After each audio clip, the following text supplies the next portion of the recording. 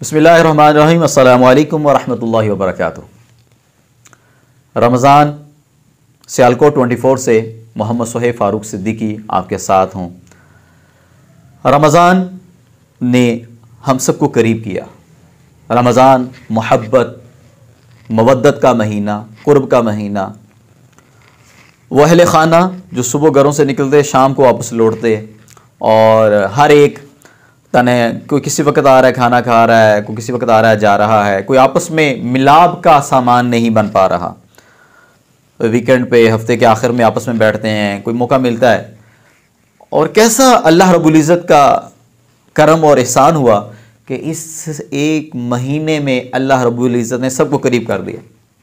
हाँ जी, खावन दुकान पर है, मुलाजमत पर है, किसी भी जगह पे अपने माश की जगह पे है, गुरूब आफ्ताब से पहले सारे के सारे जिस तरह अल्लाह की सारी मखलूक़ात, सारे चरिंद परिंद अपने आशियानों की तरफ चल पड़ते हैं, तो रमज़ान का महीना ऐसा ज़बरदस्त महीना है कि इस महीने में अल्लाह रब्बुल इज़्ज़त अपनी इन बंदों को भी, एक हदीस में आता है, नबी करीम सल्लल्लाहु अलैहि वसल्लम ने शाह फरमाया कि अगर तुम अल्लाह पर इस तरह तवक्कुल रखो जिस तरह परिंदे रखते हैं कि वो सुबह खाली पेट लौटते हैं और रात को भरे पेट वापस लौटते हैं, तो फरमाया कि अल्लाह रब्बुल इज़्ज़त तुम्हें भी इसी तरह खिलाए जिस तरह परिंदों को खिलाता है। तो इसमें एक लतीफ़ इशारा है कि कैसा समा है कि सिर्फ रमज़ान में ये देखने को मिलता है। हमारे कारोबारी हजरात और मुलाजमत पेशा सारे लोग रात घेर तक कोशिश करते हैं, मेहनत में लगे होते हैं, हम इकट्ठा कर ले, लेकिन रमज़ान के अंदर हर मुसलमान के दिल के अंदर ये अल्लाह रब्बुल इज़्ज़त डाल देते हैं कि नहीं, मैं इफ्तारी घर में करूँ। सारे अहले खाना इकट्ठे हैं, बच्चे इकट्ठे हैं, दस्तरखान लगे हैं और सारे बहन भाई वालिदैन इकट्ठे हैं और वहाँ पर बैठ के सारी इफ्तारी हो रही है। तो हर एक दूसरे के साथ चीज़ें शेयर कर रहा है, दे रहा है, पेश कर रहा है। तो ये कैसा मुबारक महीना है, ये कैसा बाबरकत महीना है जिसने सबको इकट्ठे कर दिया, सबके दिलों में मोहब्बत पैदा कर दी, एहसास पैदा कर दिया। तो हम पर क्यों ना इस पर अल्लाह का शुक्र अदा करें। तो अजीज़ान, ये मुबारक महीना बहुत तेज़ी से गुजर रहा है, बहुत तेज़ी से गुजर जाता है। वक़्त पानी बर्फ़ की तरह पिघल रहा है। इसको हम कीमती बना लें, इमामुल अंबिया सल्लल्लाहु अलैहि वसल्लम एक दफ़ा मिंबर पर तशरीफ़ लाए और मिंबर के पहले दर्जा पर कदम मुबारक रखा तो फरमाया आमीन।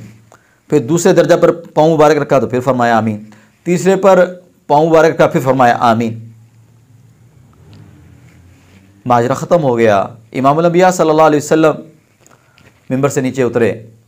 हज़रात सहाबा किराम रिज़वान अजमाइन जो दीन की हर बात को सीखने पर हरीस थे, फ़ौरन पूछा, ये अल्लाह के प्यारे नबी, आज बड़ा अजीब अमल देखा आपसे, ये क्या माजरा चल रहा। फरमाया कि ए मेरे प्यारो, मेरे पास जिब्रील आए और जिब्रील ने मुझे कहा, 3 दुआएं की। जिब्रील ने कहा कि ए अल्लाह, जो बंदा मोमिना रमज़ान मुबारक महीना पाए और रमज़ान के अंदर इबादत रियाजत के साथ अपने करीम रब को राज़ी ना कर ले, उसके लिए हलाकत है। इतना मुबारक महीने के अंदर भी अल्लाह को नहीं राज़ी कर सका। तो फरमाया कि मैंने उस पर आमीन कहा। तो रमज़ानुल मुबारक के अंदर मग़फ़िरत तलब करना और इस कदर कोशिश मेहनत करना कि अल्लाह हमारे गुनाहों को माफ़ कर दे और मैं गुनाहों से बिल्कुल या साफ़ और पाक हो जाऊं, तो फरमाया कि ये बंदा मोमिन से तकाज़ा है, ज़रूरी है। नहीं करोगे तो फिर क्या होगा। जिब्रील अमीन ने बद्दुआ की और इमामुल अंबिया हज़रत मोहम्मद सल्लल्लाहु अलैहि वसल्लम ने दुआ आमीन कही।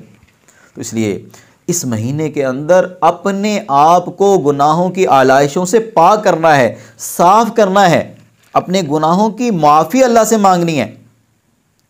इसलिए अल्लाह से खूब मांगना है, मग़फ़िरत तलब करनी है अल्लाह रब्बुल इज़्ज़त से, अपने गुनाहों की माफ़ी मांगनी है।